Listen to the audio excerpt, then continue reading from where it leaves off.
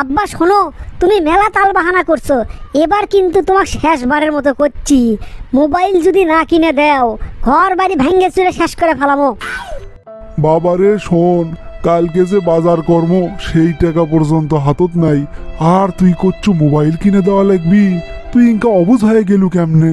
আগে তো ইনকা আসলু না তুই। আগের দিন বাগে খাসে, এখন বড় হয়ে গেছি, সব বন্ধু বান্ধবের হাতত একটা করে স্মার্টফোন, আর আমি যে এমনি এমনি বসে থাকি, এর মোবাইলের দিকে তাকান লাগে, ওর মোবাইলের দিকে তাকান লাগে, এগুলা আর আমাকে ভাল লাগে না। তুমি জিঙ্কা করে পারো আমাকে মোবাইল কিনে দেবা। করোনার মধ্যে চাকরিটা হেরাছি, গ্রামত যেখানে জমি আসলো সেখানে বেচে নিয়ে এসে একটা মোটর সাইকেল কিনে সেটা দিয়ে টুকটাক টাকা পয়সা কামাই করিচ্ছি। বাসা ভাড়া, সংসার খরচ এগুলো চালাতেই আমি হিমশিম খেয়ে যাচ্ছি রে বাবা। তুই কি চাচ্ছু আমার কিডনি বেচে তোকে মোবাইল কিনে দেই? তুমি তোমার কিডনি বেচে টাকা বার করবা নাকি হুন্ডো বেচে বার করবা, সেটা তো আমার দেখার বিষয় লয়। বাপ হসো কৃষক, তাড়াতাড়ি মোবাইল কিনে দাও। হাই রে রে, আমার সোলটা তো ইনকা আসলো না, আগে তো ভালোই আসলো, ইনকে অমানুষই হলো কেমনে? কি হলো, ওকে একলা একলা বিড় করিচ্ছ কে? মোবাইল কিনে দেবা না? তুই আমাক মেরে ফেলে দে বাবা, তাও আর আমাক থেকে তুই মোবাইল কিনে যাস নে, আমার পক্ষে ওটা দেওয়া সম্ভব না। বুঝের পাছি, সোজা আঙ্গুলে কাম হবি নে, আঙ্গুল বেঁকা করাই লাগবে।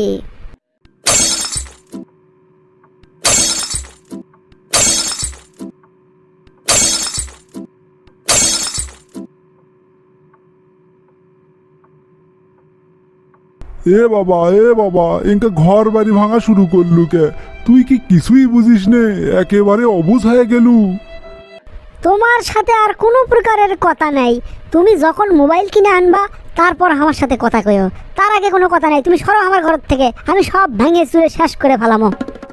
বাবা শোন, অত রাগ করিস নে, এখন থেকে আমি দরকার হলে আরো মেলাক্ষণ ধরে গাড়ি চলামো, প্রয়োজন বলে সারা রাতি চলামো, টাকা পয়সা জড়ো করে তোকে আমি মোবাইল কিনে দেবো, তাও তুই রাগ বাগ করিস নে বাবা। কাছে কাঁঠাল গোপে তেল, তুমি কি আমাকে বলদ মনে করছো নাকি? কয় মাস পরে তোমার টাকা হবি আর আমি সেই আশায় বসে থাকবো? চক্ষু দিলা মুখ চিনিতে হে, চক্ষু দিলা মুখ চিনিতে হে, চিনতে দিলা না রে মন, যে নয়নে মন চেনা যায়, দাও না বিধি সেই নয়ন, যে নয়নে মন চেনা যায়, দাও না বিধি সেই নয়ন। কি ব্যাপার, হাসিম ভাইয়ের বাড়ির থেকে ইনকা হইছে শোনা যাচ্ছে কে? দেখা তো লাগে, বিষয়টা কি? কে রে এই যে রে, কি আছে ইনকা ঘর বাড়ি ভাঙা চলা শুরু করছু কে? আর তোর বাপ কান দিচ্ছে কমুরো? আপনি সম্মান করি সেটা ঠিক আছে, কিন্তু আপনি আমাদের বাপ বেটার মধ্যে নাক গলায়েন না, এটা আমাদের পার্সোনাল বিষয়। কি কলু বেয়াদব? বাপ বেটার পার্সোনাল বিষয়?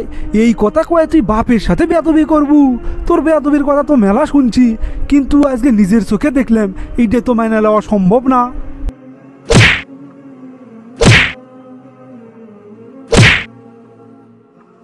কামটা কিন্তু আপনি ঠিক করিচ্ছেন না, আপনি মিশাই মিশাই হামাক মারিচ্ছেন। আমি কি করছি? কথা কতিছু বেয়াদব, বেয়াদব চেহারা মেয়েরার সাথে ঘুরে কুণ্ড ঠিক কুণ্ড ব্যাঠিক সব তো দেখেছি, তুই ভুলে গেছু রে। বাপের সাথে কোনোদিন মানুষ ইনকে বেয়াদবি করবে পারে? তোর বাপের অবস্থা কি তুই বুঝিস না? তোর বাপ যে করোনার মধ্যে চাকরি হেরাছে সেটা তুই জানিস না? তারপর থেকে কিভাবে তোকে সংসার চলিচ্ছে তুই কিছুই বুঝিস না? জীবনে কোনোদিন 10টা টাকা নিজে কষ্ট করে কামাই করছু? তাহলে বুঝলো হিনি 10 টাকা কামাই করা কত কষ্ট। সারাদিন রোদের মধ্যে পুড়ে মোটর সাইকেলত ঘুরে ঘুরে যাত্রী উবোচ্ছে, আবার বৃষ্টি হলে বৃষ্টিতে ভিজে সয়লাভ হয়ে যাচ্ছে, তারপরও তো কোনোদিন তাই বাড়ির চলে আসেনি রে। গত 2 বছর ধরে আমি দেখিচ্ছি তাই ওই এক কাপড় পরেই আছে, নতুন কোনো কাপড় মনে হয় তাই নিজে কেনে না, কিন্তু তোকের জন্য তো সর্বোচ্চ চেষ্টা করে রে। আর বন্ধু বান্ধবের পাল্লাত পরে তুই কিনে চাচ্ছ মোবাইল। কে রে, তোর বোঝা লাগবে না তোর বাপের কি এখন সামর্থ্য আছে নাকি নাই? যদি সামর্থ্য না থাকে তাই কোনটি থেকে দিবি? ভাই কেলটু থাক রে, অকার মারিস নে, কতই আর বয়স হলো, ওই কি এখনই অতই কিছু বোঝে ক?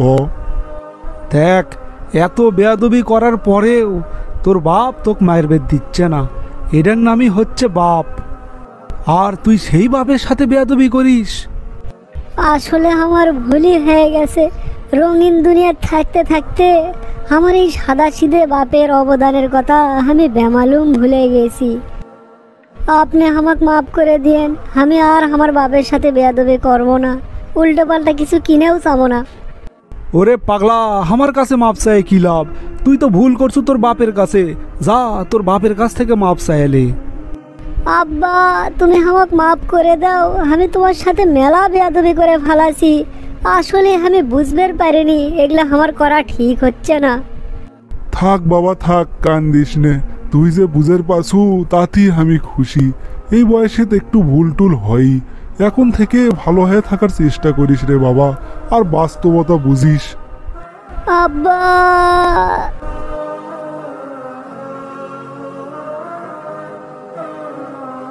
আজকের এই ভিডিওটি আমাদের দেশের তরুণ প্রজন্মের জন্য তৈরি করা।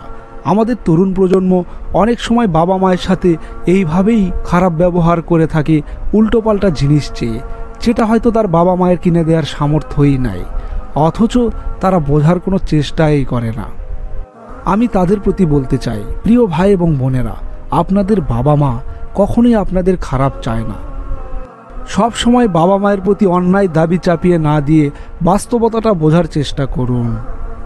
বাবা মা তাদের সন্তানের মুখে হাসি ফোটানোর জন্য তাদের শরীরের সর্বশেষ রক্ত বিন্দু পর্যন্ত দিতে প্রস্তুত। আর সেই বাবা মায়ের সাথে দুর্ব্যবহার করা কি উচিত? আপনারাই বলুন।